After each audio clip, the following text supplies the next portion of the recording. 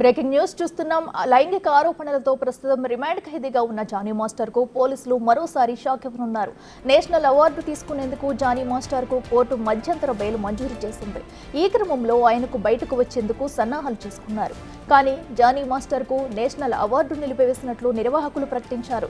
దీంతో Johnny master బయటకు వచ్చే పరిస్థితి లేదు. ఒకవేళ మధ్యంతర బెయిల్పై బయటకు వస్తే తిరిగి ఈ నెల 10న కోర్టులో జానీ మాస్టర్ హాజరు కావాల్సి ఉంది. అయితే ఆయన బయటకు రాకుండానే పోలీసులు మరోసారి షాక్ ఇచ్చేందుకు రెడీ అవుతున్నారు.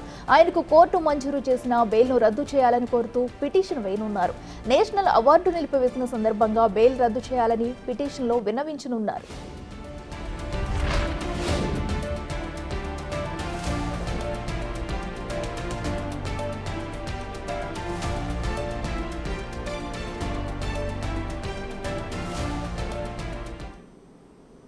ఇదే అంశానికి సంబంధించి మరింత సమాచారం మా ప్రతినిధి రానా అందిస్తారు. రానా, చెప్పండి, మరి నేషనల్ అవార్డు జానీ మాస్టర్కి అయితే మరో షాక్ తగిలింది. నేషనల్ అవార్డు కూడా నిలిపివేయడంతో మధ్యంతర బెయిల్ను కూడా రద్దు చేయాలంటూ పోలీసులు ముందుకెళ్లే అవకాశం ఉన్నట్లు తెలుస్తుంది. దీనికి సంబంధించి అప్డేట్స్ ఏంటి? ఇప్పటికే జంటలు కూడా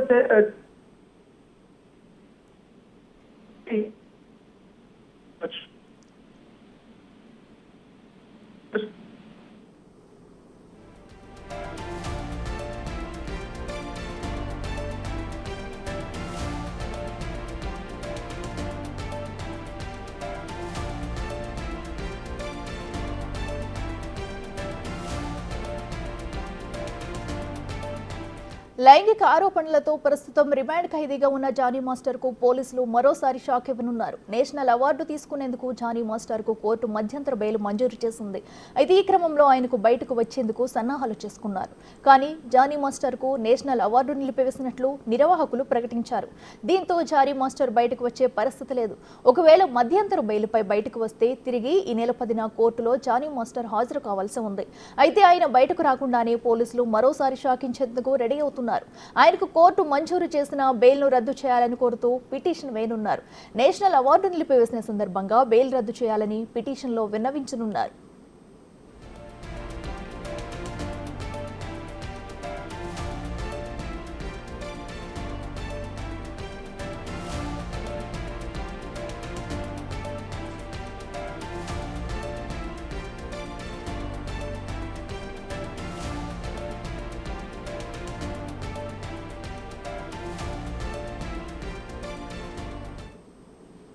ఇదే అంశానికి సంబంధించి మరింత సమాచారం మా ప్రతినిధి రానా అందిస్తారు. రానా, చెప్పండి, మరి జానీ మాస్టర్ మధ్యంతర బెయిల్ కూడా రద్దు చేయాలని కోరుతూ పోలీసులు ముందుకు వెళ్లనున్నట్లు తెలుస్తుంది. దీనికి సంబంధించి అప్డేట్స్ ఏంటి?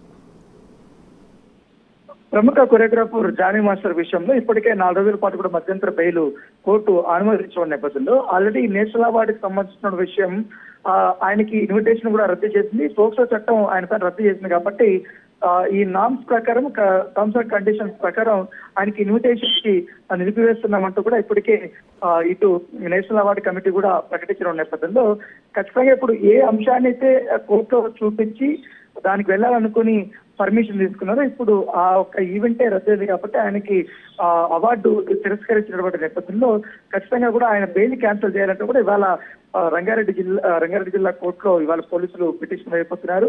ఎందుకంటే 4 రోజులు ఆయన బెయిల్ మీద వస్తాడు, అట్లా ఢిల్లీకి వెళ్లాల్సినటువంటి నేపథ్యం కనబడింది.